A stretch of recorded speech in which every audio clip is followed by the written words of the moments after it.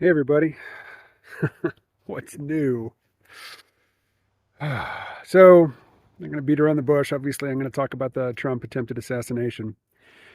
This is an opinion I haven't heard expressed yet, which is the only reason why I'm going to say anything at all about this right now.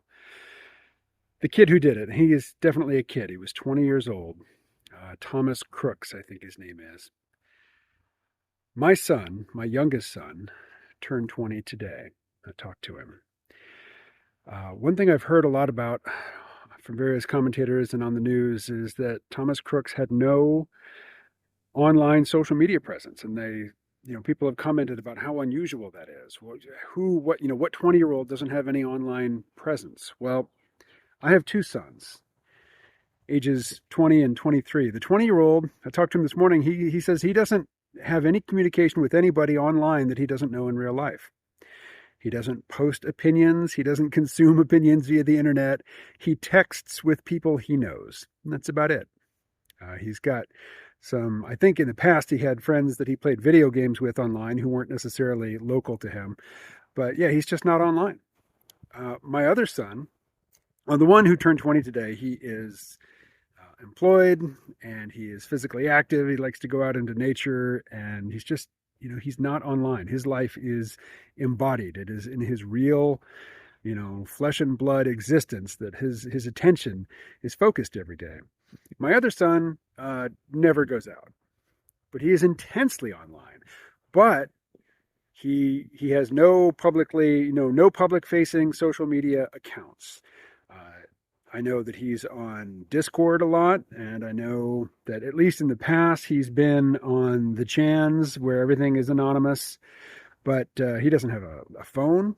He doesn't want a phone in his own name. He doesn't want his name associated with any, um, with a phone number or with any sort of online account that can be traced back to him. So I have two kids who are roughly one exactly and the other just a little bit older than the kid who just gave his life for something which, if he had succeeded, would have been incredibly destructive, to the country. But in failing, he still died, and he died a pointless, violent, just a pointless death, a death that served no purpose. Why? Well, the interview or the clip that's going around is from one of his schoolmates saying, yeah, he got bullied at school every single day. He ate lunch by himself. He had no friends. He had no social support. Um, because he was small and he looked kind of geeky and funny, not very masculine. And he was just tormented socially. And what a miserable existence. And hats off to him for going after the hardest of hard targets rather than just shooting up his school, which is what surely he must have thought about. Surely he must have been tempted to do. There are so many examples of other kids in his situation who did the same thing. Now, he did end up murdering somebody who, if you're of a certain political persuasion, you might say they deserved it for being at a Trump rally and supporting Trump, but, fuck you. The life that young men are offered, I mean, there's a variety of paths for them, but whether you're online secretly or openly or not at all, it's a really shitty time to be a young man. As evidenced by the fact that this young man, who was clearly very smart, threw his life away on some, he, as far as I know, didn't leave any sort of manifesto behind. If he was trying to make a point, he didn't put much effort into, making himself understood. He just went out in a blaze of, you could say glory. I would say just pointless, self-destructive violence.